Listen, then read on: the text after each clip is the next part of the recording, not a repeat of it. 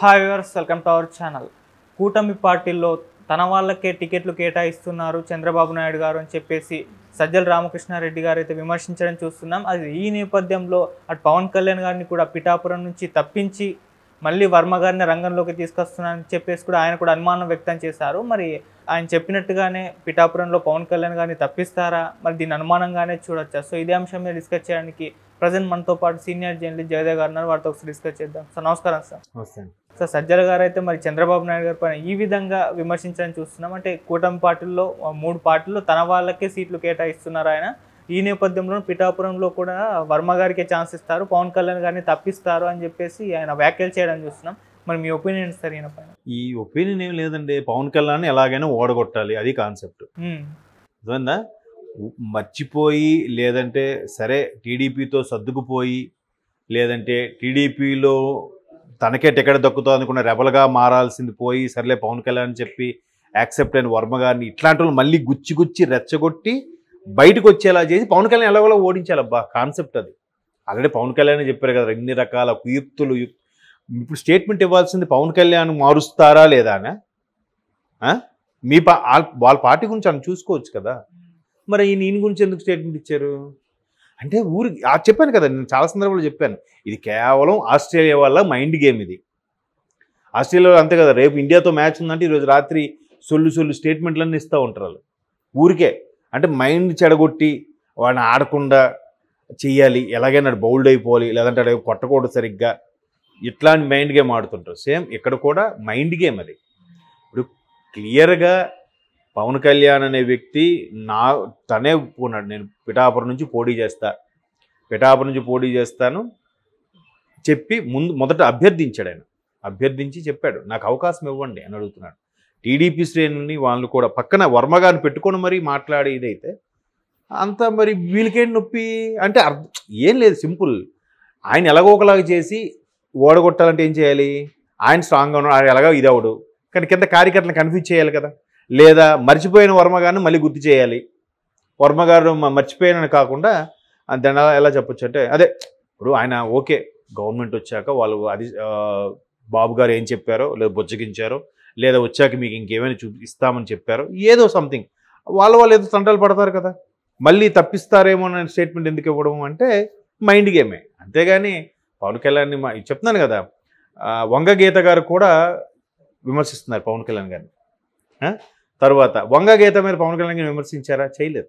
ఒకప్పుడు పీఆర్పీలో చేశారు కాబట్టి ఆవిడ మంచి లీడర్షిప్ క్వాలిటీస్ ఉన్న ఉమెన్గానే నాకు తెలుసు అన్నట్టుగానే వదిలేశారు. ఇంకా విచక్షణ అనేది ప్రజల్లోకి వదిలేస్తున్నాడు ఆయన. ఇప్పుడు వాళ్ళు మారుస్తారు, మీరు మార్చారు, అక్కడది ఎక్కడది అక్కడ మారుస్తూనే ఉన్నారు కదా వీళ్ళు. మరి దీని గురించి ఎక్కడైనా స్టేట్మెంట్ ఇచ్చారు అయినా? మళ్ళీ మారుస్తారేమో అనుమానం వ్యక్తం చేయొచ్చు కదా. ఎందుకంటే ఒక దగ్గర ఎమ్మెల్యేగా చేసినోడు ఇంకో దగ్గర ఎంపీకి తెచ్చారు, ఒక దగ్గర ఎంపీగా చేసినోడు ఇంకో దగ్గర ఎమ్మెల్యేకి ఇస్తున్నారు. ఇప్పుడు నెల్లూరు అనిల్ గారు కానీ, ఇప్పుడు అవంతి శ్రీనివాస్ గారు కానీ, వీళ్ళందరినీ మారుస్తూ ఉన్నారు కదా. అలా మారుస్తున్నప్పుడు మరి అంత కీలకమైన వ్యక్తులను కూడా మార్చుతూ ఉన్నప్పుడు మరి ఇక్కడ మారుస్తారని ఎందుకు అనుకోవాలి? అది ముందు స్టేట్మెంట్ ఇవ్వచ్చు కదా. అదే ఇవ్వకుండా ఈయన పవన్ కళ్యాణ్ గారిని మళ్ళీ మార్చి వర్మ గారికి ఇస్తారంటే కార్యకర్తల్ని, అక్కడ ఉండే స్థానికంగా ఉండే జన సైనికుల్ని లేదా కూటమిలో ఉండే భాగస్వాములను ప్రతి ఒక్కరిని కూడా కన్ఫ్యూజ్ చేసి ఎలాగో ఒకలాగా పవన్ కళ్యాణ్ని ఓడించాలి, అదొక్కటే కాన్సెప్ట్ పెట్టుకున్నారు. ఎక్కువగా పవన్ కళ్యాణ్ గారు ఫోకస్ చేశారు, నెక్స్ట్ లోకేష్ గారి మీద ఫోకస్ చేశారు. వీళ్ళిద్దరిని ఎలాగైనా ఓడించాలబ్బా, అది వాళ్ళ కాన్సెప్ట్. ఏం చేసినా పర్వాలేదు, దేనికైనా. ఎందుకంటే పవన్ కళ్యాణ్ గారు కూడా చెప్పారు కదా, నాకు అవసరం అనుకుంటే కుటుంబానికి ₹1,00,000 ఇచ్చైనా నన్ను ఓడించాలనే విశ్వ ప్రయత్నం చేస్తున్నట్టుగా కనబడుతుందని. ఇప్పుడు ఆయనకి ఏం ఇన్పుట్ లేకుండా ఊరికే స్టేట్మెంట్లు ఇవ్వడు కదా. ఇప్పుడు మనకన్నా వాళ్ళకి ఎక్కువ ఇన్పుట్ ఉంటుంది కదా. అన్న కింద స్థాయిలో ఇలా అనుకుంటున్నారన్నా, అన్న కార్యకర్తలు ఇలా అనుకుంటున్నారన్నా, లేదా వాళ్ళు ఇలా మాట్లాడుకుంటున్నారన్నా అని ఉంటారు. అలాగా వాళ్ళకి తెలిసినప్పుడు కొన్ని తెలుస్తాయి రియాలిటీగా. కాకపోతే చాలామంది హైడ్ చేసేస్తారు, ఈయన ఓపెన్గా అన్నీ మాట్లాడుతున్నాడు కాబట్టి అది చెప్పాడు. కాబట్టి లాస్ట్ మినిట్లో మార్చేస్తారు, వర్మ గారికి మళ్ళీ ప్రకటించవచ్చు. మరి అలా అనుకుంటే చాలా విమర్శ ఉంది అసలు. చంద్రబాబు గారు ఏంటంటే, చంద్రబాబు ఒకప్పుడు టీడీపీలో ఉన్న వ్యక్తులనే ఇప్పుడు బీజేపీలోకి వెళ్ళినా జనసేనలోకి వెళ్ళినా మారుస్తున్నారు అన్నట్టుగా వ్యాఖ్యలు చేశారు. మరి అలా అయితే పి గన్నవరంకి సంబంధించి ఆయన పేరు రాజేష్ గారు, ఆయన మార్చారుగా. మరి ఆయన ముందు వేరే దగ్గర ఉండి ఇక్కడికి వచ్చినోడు ఏం కాదు కదా. వైసీపీ నుంచి టీడీపీలోకి వచ్చిన వ్యక్తి ఆయన. మరి అక్కడ ఊరికే విమర్శలు ఆ నాన్న హడావిడి చేస్తే ఆయన బాబు నమస్కారం బాబు అంటే ఆయన తట్టుకోలేక ఈ విధంగా సైడ్ చేయాలని చూసి దేని పోనీ హైప్, ఎందుకంటే ఆయన బాగా సోషల్ మీడియాలో కూడా మంచి పవర్ఫుల్గా అటాక్ ఇచ్చేస్తూ ఉంటాడు. అమ్మో ఇట్లాంటి వాడికి ఇస్తే మనకి చాలా కష్టం, రిస్క్ అని చెప్పి అలాంటి వాడిని తప్పించేలాగా ఎన్ని చేయాలో చేశారు. కాబట్టి పవన్ కళ్యాణ్ కూడా ప్రశ్నించడానికే ఆయన మొదటి నుంచి ఇచ్చే స్టేట్మెంట్లు బేస్ చేసుకొని ఆయన మారుస్తారు, ఆయన ఖచ్చితంగా మళ్ళీ వర్మ గారికి ఇస్తారేమో, ఇస్తారే ఎవని కొన్ని మీకేంటి, దాన్ని పబ్లిక్గా స్టేట్మెంట్ ఇవ్వాల్సిన అవసరం ఏంటి చెప్పండి. ఒక రకమైన కన్ఫ్యూజన్ గురి చేయడానికి ఇదంతా, అంతేగాని అలా ఆయన ఫైంగ్ ఇప్పుడు ముందు భీమవరం అనుకున్నారు, లేదా మళ్ళీ గాజువాకే అనుకున్నారు, తర్వాత పిఠాపురం పేరు కూడా వినిపించింది, ఫైనల్గా ఆయనే స్టేట్మెంట్ ఇచ్చాడు.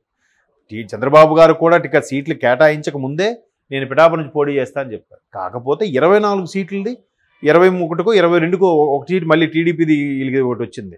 సో 22 సీట్లకో దేనికో కాస్త కుదించబడింది.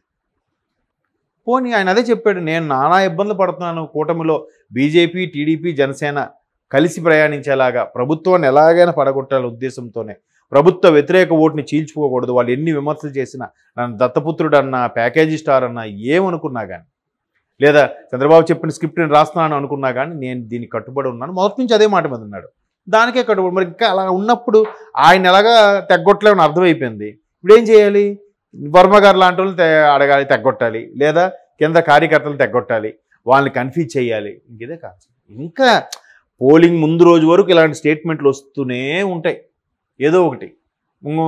ఇప్పుడు ఈయన స్టేట్మెంట్ ఇచ్చారు కదా, రేపు ఇంకోటి వచ్చి పవన్ కళ్యాణ్ తప్పించారు, మళ్ళీ పిఠాపురంలో వర్మ అని కూడా పేపర్ స్టేట్మెంట్ ఇచ్చేస్తాడు. వాళ్ళకి అనుకూలంగా ఉన్న పేపర్లో ఆ స్టేట్మెంట్ కూడా వచ్చేస్తుంది. మనమే అనుకుంటాం అరే తప్పించారేమో అని అనుకుంటాం. లోపల మ్యాటర్ చూస్తే నిన్న ఇలాగా టీడీపీ శ్రేణులు ఈ మాటలు వినిపించాయి, తప్పిస్తారేమో అనుమానంగా ఉందని ప్రజలు అభిప్రాయపడుతున్నారని రాసిస్తాడు కింద. హెడ్లైన్ మాత్రం ఏముంటుంది, పవన్ తప్పించి వర్మకే కేటాయించిన పిఠాపురం ఉంటుంది, వాళ్ళకి అనుకూలంగా ఉండే పేపర్లో కానీ ఎక్కడైనా. లోపల మ్యాటర్ చూస్తే ఇలా అనుకుంటున్నారని ఉంటుంది. ఎందుకు మళ్ళీ తప్పు దొరకకూడదు కదా రేపు పొద్దున ఎవరైనా ఇష్యూ చేస్తే. కాబట్టి అవంతా ఒక మైండ్ గేమ్, వ్యూహంలో భాగము, అందులో తప్పులేదు. ఇలాంటి వ్యాఖ్యలు చేయండి. నేనేమంటా, ఇది వ్యూహం, ఇది టాలెంట్, ఇది మైండ్ గేమ్, ఓకే. అంతేగాని 4 పెళ్ళిళ్ళు చేసుకున్నాడు, 3వ పిల్లంకి విడాకులు ఇవ్వలేదు, వాడు 2వ భార్య 3వ కూతురి మెచ్యూర్డ్ ఫంక్షన్ అయ్యింది, ఇవన్నీ ఎందుకబ్బా? పర్సనల్గా అలాగెళ్ళొద్దు. ఇలాగ మైండ్ గేమ్లు ఎన్నైనా ఆడండి. ఓకే ఉందా అమ్మ, ఇదిరా టాలెంట్ అని అనుకుంటారు వాళ్ళు మీకు మంచి సపోర్ట్ ఇస్తారు. అలా కాకుండా ఫ్యామిలీస్కి వెళ్ళిపోయి వాళ్ళకి ఇబ్బంది పెట్టడం, డిస్టర్బ్ చేయడం అనేది కరెక్ట్ కాదు. నోటుకు వచ్చినట్టుగా ఆడొక సన్నాసి, ఆడొక 420 అలా తిట్టకూడదు. సో ఇట్లాంటి మైండ్ గేమ్ అండి, ఇది అర్థమైపోతుంది మైండ్ గేమ్ అని. చూద్దాం పవన్ కళ్యాణ్ గారు ఎటువంటి కౌంటర్ ఇస్తారో అది కూడా చూద్దాం. బేస్ చేసుకొని ఆయన మారుస్తారు, ఆయన ఖచ్చితంగా మళ్ళీ వర్మ గారికి ఇస్తారేమో, ఇస్తారే ఎవని కొన్ని మీకేంటి, దాన్ని పబ్లిక్గా స్టేట్మెంట్ ఇవ్వాల్సిన అవసరం ఏంటి చెప్పండి. ఒక రకమైన కన్ఫ్యూజన్ గురి చేయడానికి ఇదంతా, అంతేగాని అలా ఆయన ఫైంగ్ ఇప్పుడు ముందు భీమవరం అనుకున్నారు, లేదా మళ్ళీ గాజువాకే అనుకున్నారు, తర్వాత పిఠాపురం పేరు కూడా వినిపించింది, ఫైనల్గా ఆయనే స్టేట్మెంట్ ఇచ్చాడు. చంద్రబాబు గారు కూడా సీట్లు కేటాయించక ముందే నేను పిఠాపురం నుంచి పోటీ చేస్తా అని చెప్పారు. కాకపోతే 24 సీట్లది 21కో 22కో ఒక సీట్ మళ్ళీ టీడీపీది ఒకటి వచ్చింది. సో 22 సీట్లకో దేనికో కాస్త కుదించబడింది. Okay sir, thank you so much sir. Thank you.